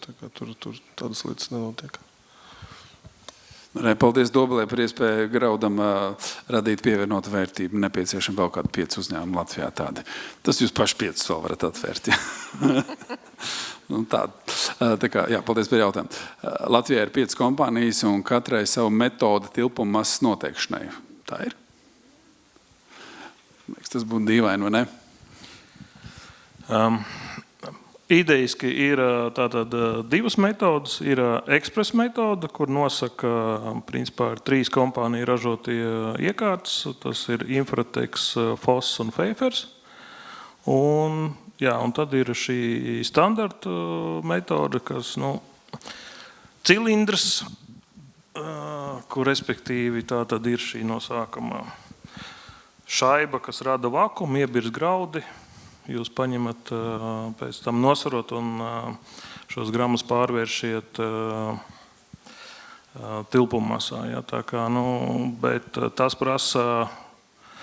prasa laiku, ir divas lietas. Ja? Tātad visi grib, lai šo kravu pieņem ātrāk, un principā visiem iepirkējiem gan no zemnieku prasības, gan iepirkēja tāds uzstādījums, kurš ātrāk šo kravu apkalpos un palaidīs mašīnu mājās uz lauka. Līdz ar to tiek izmantot šīs ekspresa iekārtas, kur nelielas nobīdes ir, bet ja mēs ņemtu šo rokas metodu, protams, no vienā brīdī liekas, ka tas ir pāris minūtes ilgāk, bet jebkurā gadījumā ir šis vienotais graudu tīkls, kur principā visi šie pieņemšanas punkti ir iekšā, un mēs maksājam ar šīm tīklam naudas un veicam, kā reiz tagad pēc sezonas starp laboratoriju salīdzināšanas tests, lai šie ekspresa iekārtas būtu maksimāli tuvu, teiksim, šai standarta metodei.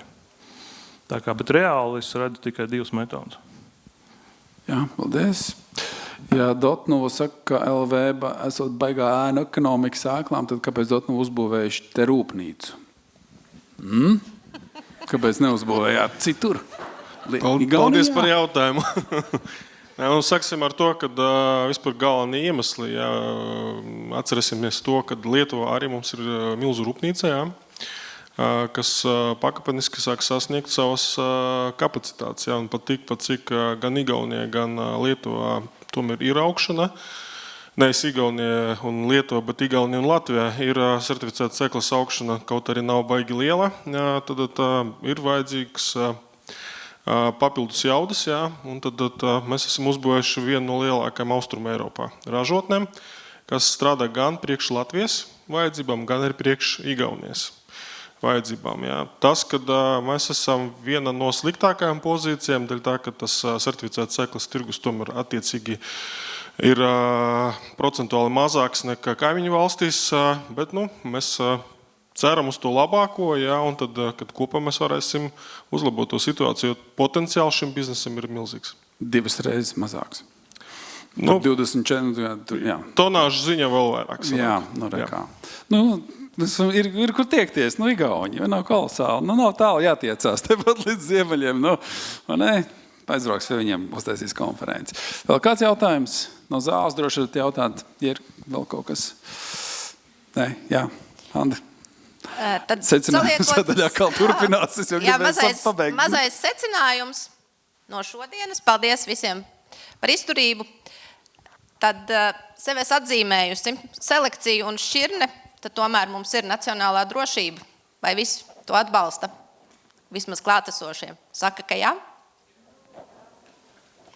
Bet tu balsojam tomēr. Ja esat gatavi balsot. Tev vajag balsojam, lai tev ministrijā ko atcerētīties. Ko sēsi to pļaus, arī tāds mēdz būt teiciens. Jā, certificēts sēklas materiāls, lauksaimnieka drošība. Vai piekrītat? Un burkāns vajadzīgs? Izcili. Godprātīga attieksme pret intelektuālo īpašumu ir kopēja labklājība. Vai piekrītat? Un tad kā veiksmīgāk risināt virzību uz šo nacionālo drošību un kopējo labklājību? Kā risināsim? Sēklā ir spēks. Godīgi sakot, jā, pēdējo slaidu mēs varam palūgt, lūdzu, operatoru. Jā. Kas notiks Rīgas lidostā? Ka nebūs sēkla vairāk. Ne par velti izcils agronoms un arī selekcionārs ir teicis, šķirnē ir spēks un laba sēkla ir labas ražas pamats. Tad cerams, ka ar savstarpēju cieņu vienam pret otru un savstarpēju sapratni mēs varam virzīties uz izciliem rezultātiem nākotnē. Paldies visiem! Paldies! Paldies! Un es vēl gribēju pateikt paldies arī tiem, kas bija varbūt aizkadrā, lai šis pasākums varētu noritēt. Tātad selekcionāru pārstāvju komandai. Aicinātu viņus arī visus uz skatuves. Solvita, Aigars, Ērika, Veronika, Dace, Lāsma, Aiga. Man liekas, ka man ir kāds jau, kas ir aizmucis. Vai arī es kādu esmu pa... Aija aizmuka. Sadoties rokās. Sarmīte. Mihails mums jau ir. Un Inese, projekta autors.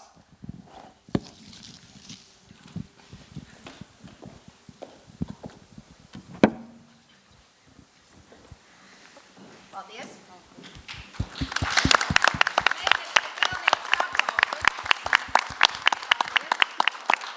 Viņš jau te no 6 šito visu krāmēja virsū. Paldies.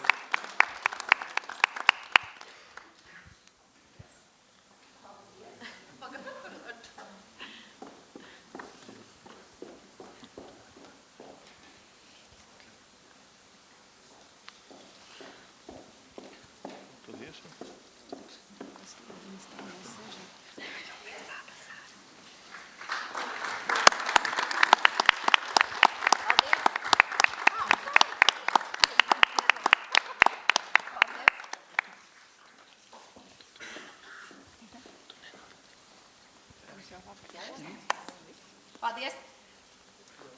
Paldies tad visiem. Un es ceru, ka pēc gada iespējams mēs tiekamies 2. Latvijas kongresā. Paldies, ka jūs atnācāt.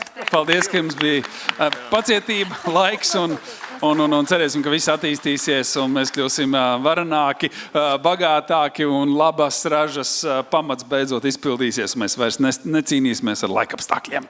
Jā. Paldies. Visiem paldies. Ivar. Ko tu šodien sēji, to tu rīt pļauj, ko tu rīt pļauj, tas nav parīt jauniem un ieskauj. Ko tu šodien sēji, to tu rīt pļauj, ko tu rīt pļauj, tas nav